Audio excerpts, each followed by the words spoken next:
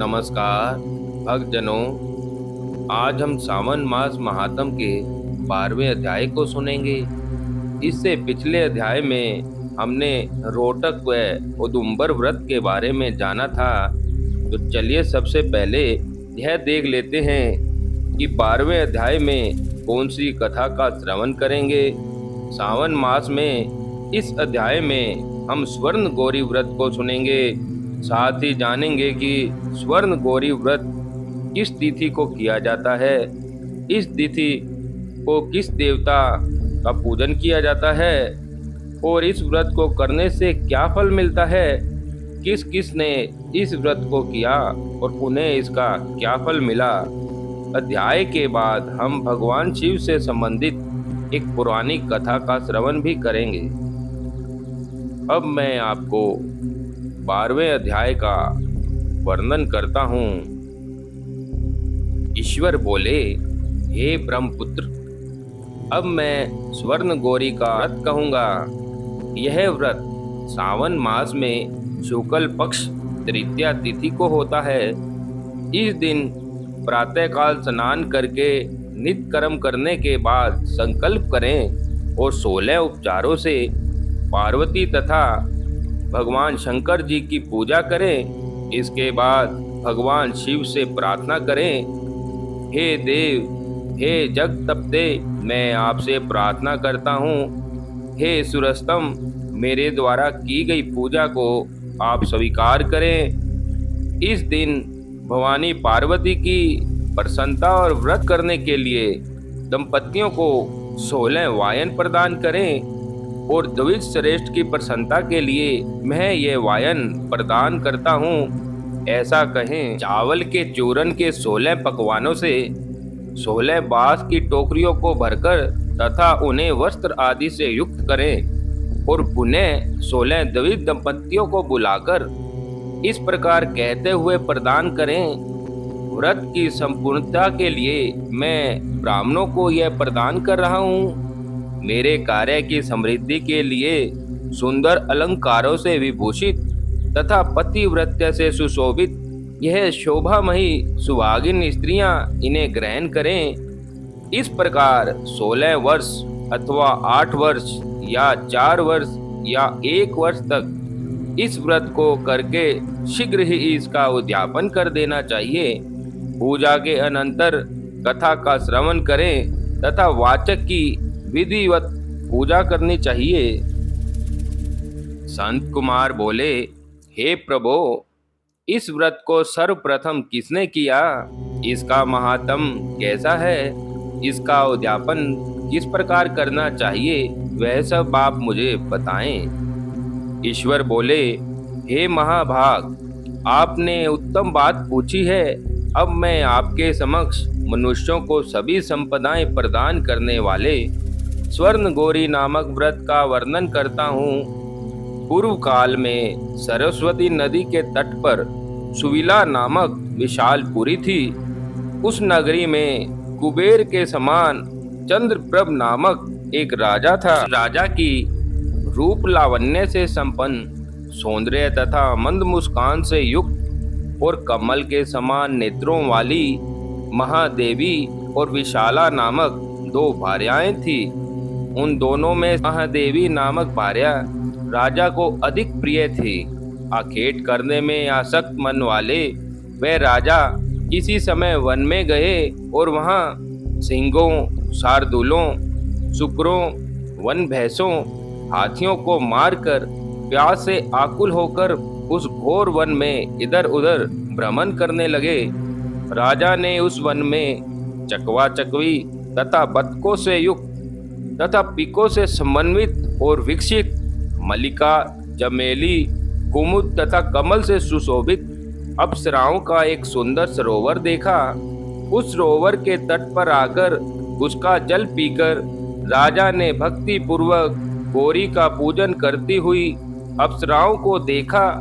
तब कमल के समान नेत्रों वाले राजा ने उनसे पूछा, आप लोग यह क्या कर रही हैं? इस पर उन सब ने कहा, हम लोग स्वर्ण गौरी नामक उत्तम व्रत कर रही हैं। यह व्रत मनुष्यों को सभी संपदाओं को प्रदान करने वाला है।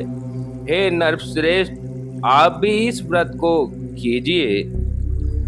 राजा बोले, इसका विधान कैसा है और इसका क्या फल मिलता है, मुझे यह सब विस्तार से बताएं।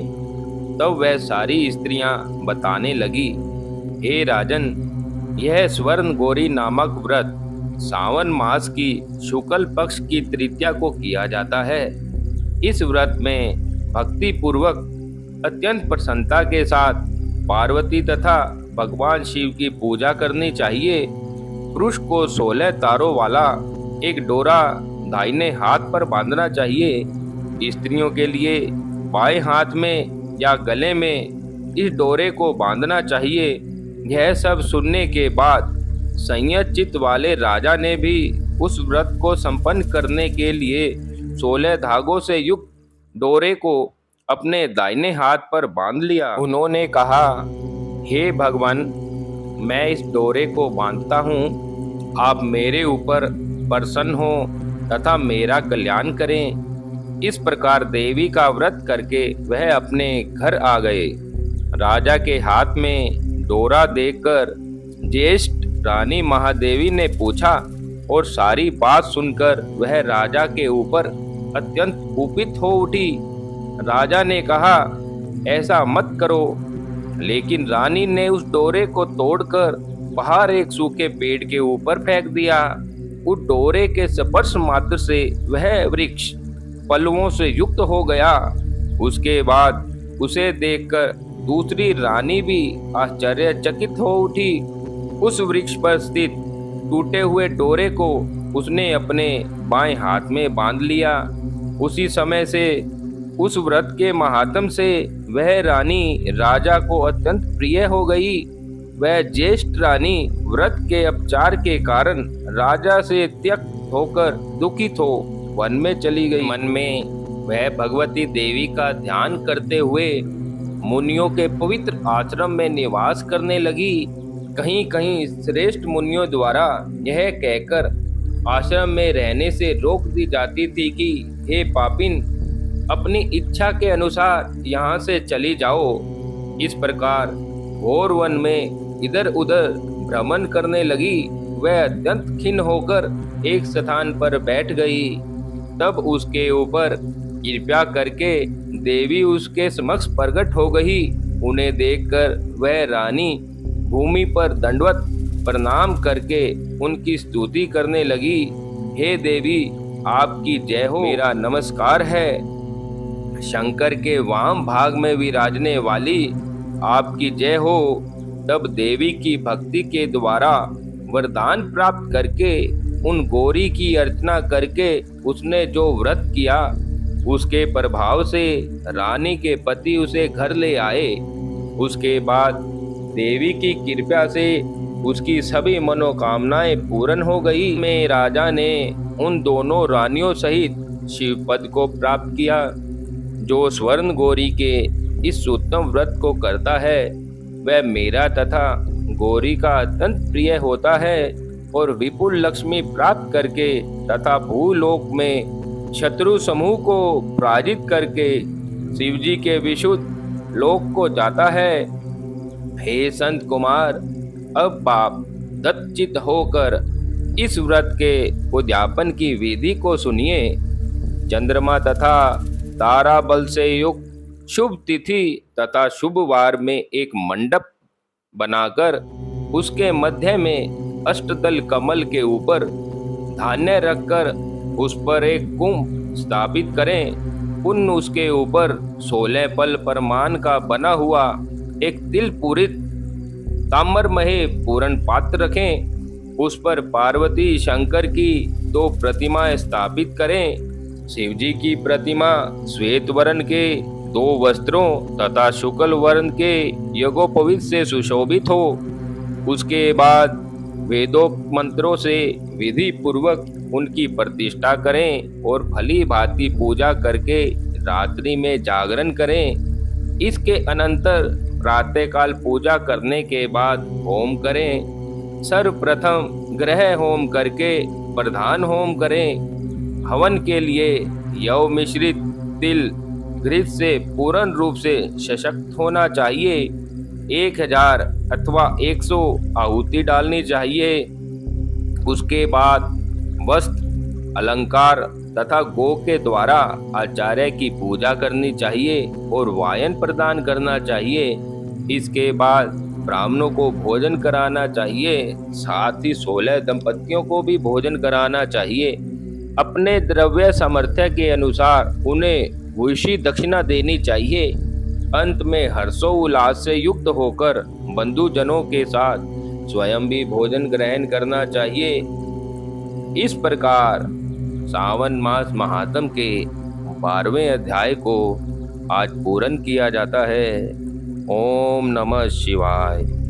भक्तजनों, अब मैं इसके साथ साथ भगवान शिव से संबंधित एक पौराणिक कथा का भी वर्णन करता हूँ।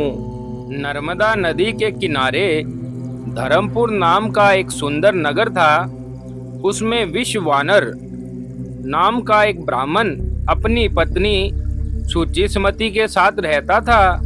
दोनों शिव भक्त थे और उन्होंने पुत्र पाने के लिए उनसे वरदान मांगा कि स्वयं भगवान शिव उनके पुत्र के रूप में जन्म लें। शिव के वरदान से उनके यहाँ एक पुत्र का जन्म हुआ जिसका नाम ग्रहपति था।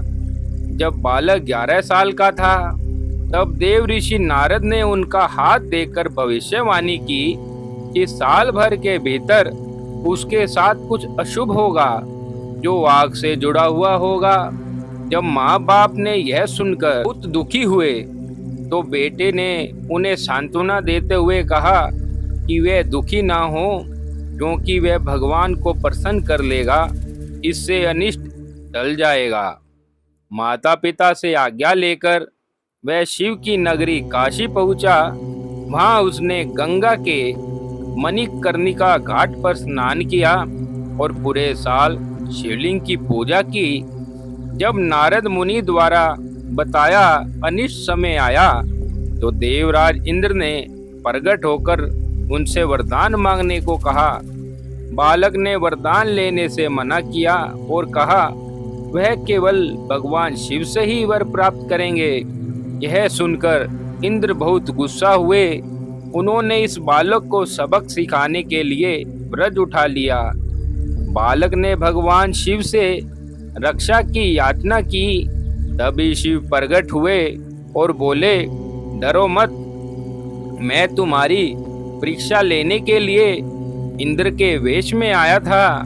मैं तुम्हें अग्निश्वर नाम देता हूँ। तुम आग्नेय दिशा, दक्षिण पूर्व दिशा के रक्षक होंगे। जो भी तुम्हारा भक्त होगा उसको अग्नि, बिजली या काल मृत्यु का डर नहीं होगा।